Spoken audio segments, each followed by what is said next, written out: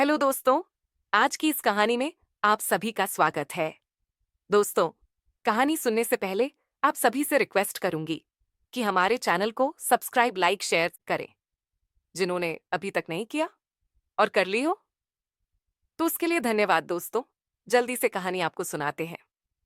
इस कहानी में नए लड़के का रोल निभा रही हूं। मेरा नाम रोहित है और मैं 10वीं में पढ़ता हूं। मेरी दीदी कई सालों बाद हमारे घर आई थी। वो 22 साल की थी और अभी तक उसकी शादी नहीं हुई थी। मेरे मम्मी पापा दोनों जॉब करते थे। दोपहर को स्कूल से घर आने के बाद मेरी देखभाल करने के लिए घर पर कोई नहीं होता था। इसलिए पापा ने दीदी को हमारे घर बुला लिया था। मुझे देखते ही दीदी ने मुझे गले लगा लिया। उसने कहा, रोहित, तू तो बहुत जल्दी बड़ा हो गया है। दीदी को घर आने के बाद से वह मेरे कमरे में ही रहती थी। मैं भी खुशी खुशी अपना कमरा उसके साथ शेयर कर रहा था। दोपहर को जब मैं स्कूल से घर आता तो मेरे हाथ से बैग लेने से लेकर खाना खिलाने तक मेरी सारी देखभाल दीदी ही करती थी। मैं अब 17 साल का हो गया था और 10वीं में पढ़ता था। दीदी को घर बुलाने का एक और अहम कारण था। करीब 1 महीने पहले मुझे थायराइड का पता चला था। इतनी कम उम्र में ही मुझे थायराइड के कारण एंटी थायराइड इंजेक्शन लेनी पड़ रही थी। जो एंटी थायराइड देने के लिए घर पर एक मेल नर्स आया करता था। जैसे फीमेल होती है वैसे ही मेल नर्स भी होते हैं। वह लड़का हर दिन दोपहर में मुझे इंजेक्शन देने के लिए आता था। देखते देखते दीदी को घर आए कई दिन हो गए थे। वे मेरे स्कूल जाने से लेकर मेरे पढ़ाई तक की पूरी जिम्मेदारी दीदी ही उठा रही थी। एक रात अचानक मेरी नींद खुल गई। मेरी नींद अचानक खुलने का कारण था मेरे शरीर पर घूमता हुआ हाथ। दीदी अचानक मेरे शरीर पर हाथ फेरने लगी थी। मुझे शरीर पर किसी का हाथ फेरना बिल्कुल पसंद नहीं था। मुझे लगा ये सब दीदी से गलती से हो रहा है। लेकिन धीरे धीरे धीरे की कुछ ऐसी चीजें मेरे सामने आने लगी जो मुझे बिल्कुल पसंद नहीं थी। उस दिन मैंने पहली बार उसका वह अजीब व्यवहार देखा था। इसलिए मैंने उसे कुछ नहीं कहा। लेकिन अगले दिन भी दीदी ने फिर से वैसा ही कुछ किया। लगातार 2 दिन तक दीदी के इस अजीब व्यवहार को सहने के बाद मैंने तय किया कि अपने उससे इस बारे में बात करूंगा। अगले दिन जब मैं दोपहर में स्कूल से घर आया और खाना खाते समय मैंने उससे सवाल किया, तब मैंने कहा, दीदी, पिछले 2 दिन से रात को सोते समय तुम मेरे शरीर पर हाथ क्यों करती हो? क्या तुम्हें कोई बुरा सपना आता है? जैसे ही मैंने दीदी से यह सवाल किया, उसके चेहरे के हाव भाव बदल गए थे। उसने कहा, शायद मुझे कुछ सपने आते होंगे। सपने में गलती से मेरा हाथ तुम्हारे शरीर पर आ गया होगा। तब मैंने दीदी की बातों पर विश्वास कर लिया, परंतु इसके पीछे की सच्चाई कुछ और ही थी। उसी रात सोने के कुछ समय बाद ही मेरी नींद खुल गई। सोने से पहले मैंने प्यास लगने के कारण 2 गिलास पानी पिया था और इसी कारण मेरी आधी रात में ही नींद टूट गई थी। मैं उठा और देखा कि दीदी मेरे पास नहीं थी। मुझे लगा कि वह बाथरूम में होगी, लेकिन वह कमरे के बाथरूम में भी नहीं थी। तब मैंने उठकर दीदी को ढूंढने की सोचा। फिर मैं कमरे से बाहर निकलकर चारों ओर नजर दौड़ा आया। तब दीदी मुझे मम्मी पापा के कमरे के बाहर दिखी। वो मम्मी पापा के कमरे में झांक रही थी। वहां क्यों झांक रही थी यह मुझे भी समझ में नहीं आ रहा था। तब मैंने दीदी की ओर जाने की सोचा, पर तभी वो मेरे कमरे की ओर पलट गई। अगर मुझे दीदी देख लेती तो उसे लगता कि मैं उसका पीछा कर रहा हूं। इसलिए दीदी के मुझे देखने से पहले ही ने अपनी जगह वापस जाकर सो गया। कुछ ही देर में दीदी भी कमरे में आई। आते ही वह अपनी जगह सो गई और उसका वही अजीब व्यवहार फिर से शुरू हो गया। वह फिर से मेरे शरीर पर हाथ फेरने लगी। दीदी ऐसा अजीब व्यवहार क्यों कर रही थी यह मुझे समझ नहीं आ रहा था। पर एक बात मुझे जरूर समझ में आई थी कि वह मम्मी पापा के कमरे में कुछ देखती है और फिर मेरे शरीर पर हाथ फेरती है। दीदी आखिर मम्मी पापा के कमरे में क्यों झांकती है, ये जानने की मेरी इच्छा बढ़ रही थी। अगले दिन दोपहर में घर पर मैं और दीदी ही थे। दीदी मेरा पढ़ाई करवा रही थी। जब वे मेरा पढ़ाई करवा रही थी तो मैंने उसे सहजता से सवाल किया, दीदी, तुम इतनी सुंदर हो फिर भी तुम्हारी शादी क्यों नहीं हुई? इस पर उसने कहा, पहले मुझे लगता था कि शादी एक बहुत तनावपूर्ण रिश्ता होता है, क्यों बेवजह उसमें फंसना, पर अब धीरे धीरे मुझे शादी की जरूरत महसूस होने लगी है। लेकिन अब मेरी उम्र इतनी हो गई है कि मेरे उम्र का जोड़ीदार मिलना थोड़ा मुश्किल है। दीदी के जवाब पर मैंने फिर से उसे कोई और सवाल नहीं किया। तब चुपचाप मैं पढ़ाई करने लगा। कुछ ही देर बाद इंजेक्शन देने वाले ब्रदर मुझे इंजेक्शन देने के लिए घर आया। इंजेक्शन लेने के बाद में थोड़ी देर के लिए सो गया। जब मैं सोकर उठा तो उठते ही मुझे तेज भूख लग गई थी। मुझे मैगी खाने की इच्छा हो रही थी, इसलिए मैंने दीदी से मेरे लिए मैगी बनाने को कहा। समय दीदी मम्मी के कमरे में थी। जब मैं उस कमरे के पास गया तो मुझे दीदी वहां कुछ अलग ही रूप में दिखी। अभी अभी नहाकर बाहर आई थी। वह खुद को शीशे में ऐसे निहार रही थी जैसे वह 18 साल की लड़की हो। दीदी का खुद को निहारना अब कब खत्म होगा, इसकी प्रतीक्षा करते हुए मैं कमरे के बाहर खड़ा था। लेकिन वह तो खुद को हीरोइन समझकर और भी अदा बिखेर रही थी। इधर मेरी भूख भी कंट्रोल नहीं हो रही थी। आखिरकार मैं दीदी के कमरे में चला गया। मुझे देखते ही दीदी थोड़ी शर्मा गई। उस समय वह वैसे ही मेरे सामने खड़ी थी और मुझसे बातें करने लगी। दीदी उस वक्त नहाने के बाद गाउन पहने हुए थी। मुझे देखते ही उसने कहा, उठ गए रोहित? तुम अच्छा, अब आ ही गए हो तो बताओ, मैं कैसी लग रही हो? मुझे भूख लगी थी इसलिए मैं वहां गया था।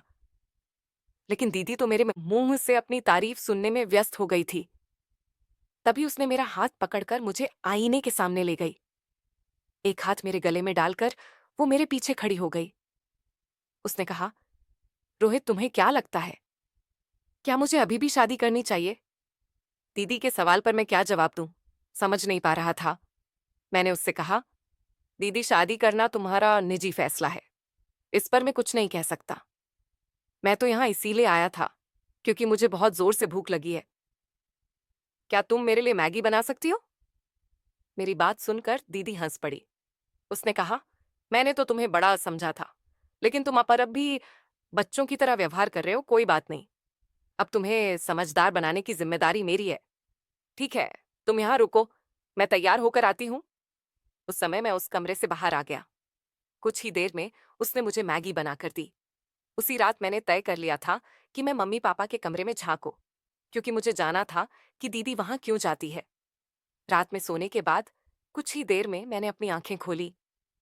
उस समय मैं जानबूझकर बड़बड़ा रहा था, पानी कहाँ है, प्यास लगी है, लेकिन कमरे में पानी नजर नहीं आ रहा था। इसलिए अब मुझे किचन में जाकर ही पानी पीना पड़ेगा। मैं यह सब जानबूझकर बड़बड़ा रहा था ताकि दीदी को लगे कि मैं सचमुच पानी पीने जा रहा हूं, क्योंकि मुझे अच्छी तरह पता था कि वह भी जाग रही है। फिर मैं कमरे से बाहर निकला। फिर पानी पीने किचन में जाकर मैं मम्मी पास के कमरे के बाहर गया। दरवाजा थोड़ा खुला था और जब मैंने अंदर झांका तो मम्मी पापा एक दूसरे के साथ देखें। पापा ने मम्मी मम्मी को प्यार से पास में खींच लिया था। वह दृश्य देखकर कुछ बातें मेरे समझ में आ गईं। मुझे जो समझना था वह मैं समझ चुका था। फिर मैं चुपचाप अपने कमरे में वापस आ गया। उस रात मैंने दीदी को अपने कमरे से बाहर जाते नहीं देखा था, लेकिन मुझे यह समझ में आ गया था कि दीदी के मन में कुछ अलग ही चल रहा है। अब मुझे उसे अकेले में बात करनी थी। देखते ही देखते 3 दिन बीत गए। मेरी गर्मी की छुट्टियां शुरू होने वाली थीं। मम्मी पापा ने कहीं बाहर जाने का प्लान बनाया था। यह प्लान उन्होंने सिर्फ अपने लिए ही बनाया था।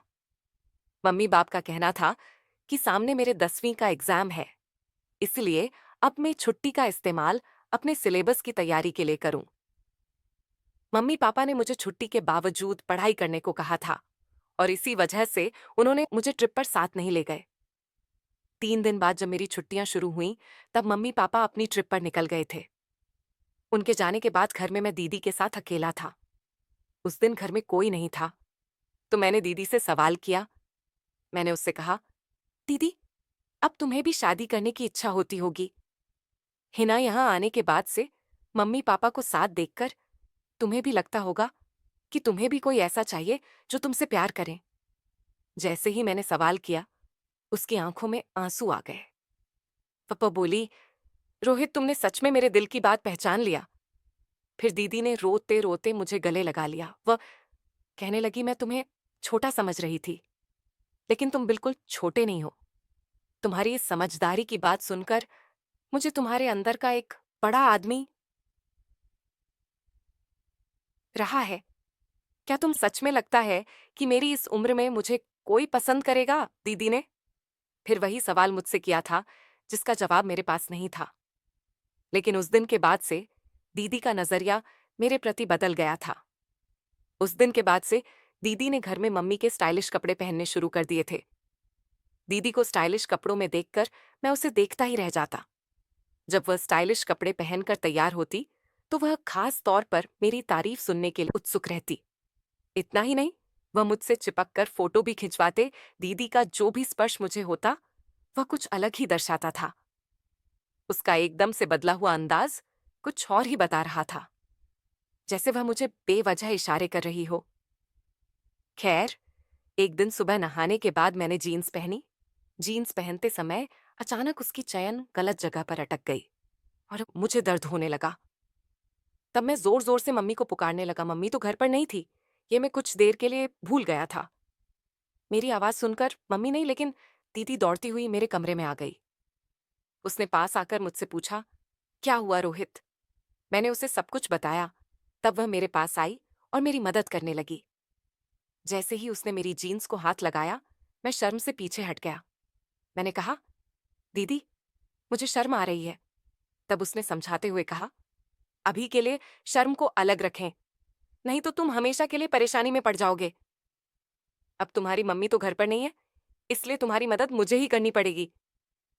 तब मैंने अपनी आंखें कसकर बंद कर लीं और उसे मेरी मदद करने दी, क्योंकि उसके अलावा मेरे पास कोई और विकल्प नहीं था।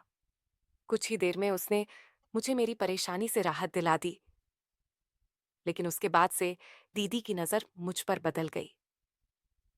जब उसने मेरी मदद की तो अनजाने में उसका स्पर्श गलत जगह हो गया था।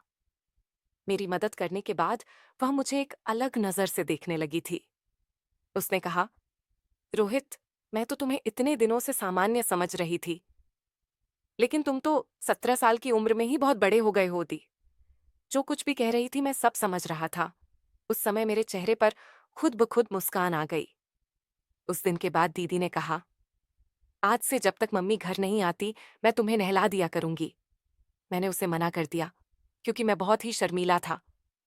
मेरे इनकार पर दीदी ने कहा, ठीक है, तुम खुद ही नहाया करो, लेकिन नहाने के बाद तैयार करने की जिम्मेदारी मेरी होगी।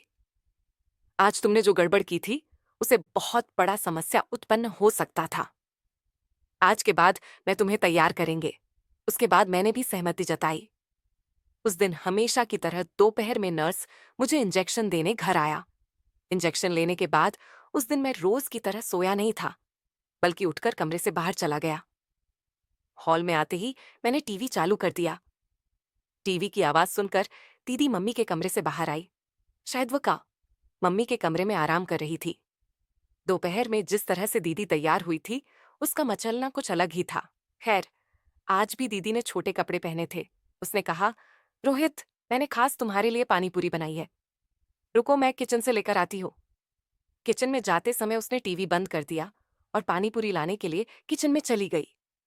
वह मुझे हॉल में भी पानी पूरी खिला सकती थी, लेकिन उसने ऐसा नहीं किया। मुझे मेरे कमरे में लेकर गई और मुझे बिस्तर पर बैठाकर अपने हाथों से पूरी खिलाने लगी। पानी पूरी खाते समय दीदी बार बार मेरे बालों पर हाथ फेर रही थी। वह कह रही थी, तुम बहुत समझदार हो गए हो, अब तो तुम बड़े भी हो गए हो। तब दीदी के परफ्यूम की खुशबू मेरे कमरे में चारों ओर फैली हुई थी। वो बात कर रही थी और मुझे धीरे धीरे नींद आने लगी। कुछ देर में मैं गहरी नींद में सो गया। जब नींद से जागा तो मुझे चक्कर जैसा महसूस हो रहा था। उठते ही मैंने अपने सिर पर हाथ रखा और बिस्तर पर बैठ गया। कुछ समय बाद दीदी मेरे कमरे में आई। उसके चेहरे पर एक अजीब सी मुस्कान थी। उसने कहा, रोहित, मुझे उम्मीद नहीं थी कि तुम्हारी वजह से मेरे जीवन में इतना आनंद आएगा। दीदी की बात मुझे समझ नहीं आ रही थी। मैंने उसकी बातों पर सिर्फ सिर हिला दिया क्योंकि मैं अपने ही ख्यालों में खोया हुआ था। दीदी ने कहा, तुम फ्रेश होकर आओ, हम मजे करेंगे। मैं फ्रेश होकर कमरे से बाहर गया। तब दीदी ने हाल में मेरी पसंद के गाने लगाए थे। इससे पहले दीदी ने कभी मेरी पसंद के गाने नहीं सुने थे। उसे डीजे के गाने बिल्कुल पसंद नहीं थे, लेकिन उस दिन उसने खुद ही मेरी पसंद के गाने लगाए थे। इतना ही नहीं, उसने मेरा हाथ पकड़ा और मुझे डांस करने लगी। उसने मेरा एक हाथ अपनी कमर पर और दूसरा अपने कंधे पर रखा। वह मेरे साथ कपल डांस करने लगे। दीदी इतनी खुश क्यों थी, यह मुझे समझ नहीं आ रहा था। उस दिन के बाद जैसे जैसे दिन गुजरते गए, दीदी मुझे खुश दिखाई देने लगी। लेकिन दोपहर में जब भी मैं सोकर उठता, मुझे बहुत थकान महसूस होती थी। सोकर उठने पर वह मुझसे हमेशा एक ही बात कहती, तुमने आज मुझे बहुत खुश किया। मैं उसे किस तरह से खुश कर रहा था, यह मुझे समझ नहीं आ रहा था। लेकिन जो तकलीफ मुझे हो रही थी, वह मुझे अच्छी नहीं लगती थी। शुरू में मुझे दीदी से तैयार होने में संकोच होता था, लेकिन धीरे धीरे मुझे उसकी आदत पड़ गई। अब मैं बिना शर्मा डीडी से तैयार होने लगा था। अगले कुछ दिनों में दीदी और मेरे बीच एक अलग रिश्ता बनने लगा और मुझे वह सब कुछ अच्छा लगने लगा। कुछ दिनों बाद मम्मी पापा घर आ गए। अचानक एक दिन मुझे बहुत चक्कर आने लगे और फिर घर वालों ने मुझे अस्पताल में भर्ती करवा दिया। अचानक मुझे क्या हुआ, ये मुझे भी समझ नहीं आया। जब मेरी आंखें खुली तो पता चला कि मैं लगभग 1 महीने बाद आईसीयू से बाहर आया हो। 1 महीने में आईसीयू में रहा, और इसका कारण जब डॉक्टरों ने मम्मी पापा को बताया तो वे भी मेरे साथ हैरान रह गए। जब मैं आईसीयू से बाहर आया तो डॉक्टरों ने खुद मुझसे बातचीत किया। पिछले 1 महीने में मेरे साथ क्या क्या हुआ और क्या नहीं, यह डॉक्टरों ने मुझसे विस्तार से पूछा। मेरे साथ बातचीत के बाद डॉक्टरों को मेरे रोग का पता चला। उन्होंने मम्मी पापा को बताया कि रोहित को पिछले 1 महीनों से एक अजीब बीमारी हो गई है। उसने खुद की एक अलग दुनिया बना ली है। वो तेरे कल्पना में जी रहा है। डॉक्टरों ने मेरे साथ साथ घर के सभी लोगों से बात की थी। फिर डॉक्टर ने मम्मी पापा से कहा, आप दोनों अपने काम में व्यस्त थे, आपने खुद के लिए समय निकाला, लेकिन अपने बेटे से बातचीत सही समय पर नहीं किया। आपका बेटा खुद से बातें करता था और इस पर आपका ध्यान नहीं था। इसके बाद घर में रोहित की दीदी आई। रोहित ने अपनी दीदी को भी एक शख्स के प्यार में पड़ते हुए देखा था। इंजेक्शन लेने के बाद वह रोज अपनी दीदी को घर आए इंजेक्शन देने वाले ब्रदर के साथ देखता था। यह सब देखकर उसे लगने लगा कि प्यार केवल लड़के और लड़की के बीच होता है। इसीलिए रोहित खुद को उसे ब्रदर के रूप में देखने लगा। जब जब वह अपनी दीदी को उसके प्रेमी के साथ देखता तो वह खुद को उस जगह पर देखता, और इस दौरान वह भी गलत राह पर जाने लगा। मोबाइल में गलत चीजें देखकर उसने भी गलत काम करना शुरू किया, और इस वजह से वह धीरे धीरे कमजोर होता गया। उसके बार बार के विचारों के कारण उसे आईसीयू में भर्ती होने की नौबत आ गई। रोहित के साथ जो पिछले 1 महीने में हुआ, उसके लिए उसकी फैमिली जिम्मेदार है। डॉक्टर ने जो कुछ हुआ वह मम्मी पापा को बताया था, और दीदी भी वहां मौजूद थी। तब दीदी के गले में मुझे मंगलसूत्र देखा। मुझे तब पता चला कि जब मैं आईसीयू में था तब मम्मी पापा ने दीदी की शादी उसके प्रेमी से करवा दी थी। मेरी हालत देखकर दीदी ने मुझसे माफी मांगी। उसने कहा, रोहित, मैं तुम्हारी देखभाल करने आई थी, लेकिन मैं भी अपनी ही दुनिया में खो गई थी। तुम्हारी तरह मैं भी अकेली हो गई थी। तुम्हारी वजह से ही मेरी मुलाकात इस शख्स से हुई, और धीरे धीरे हमारे बीच प्यार पनप गया।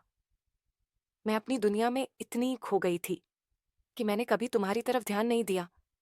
ये मेरी भी गलती थी।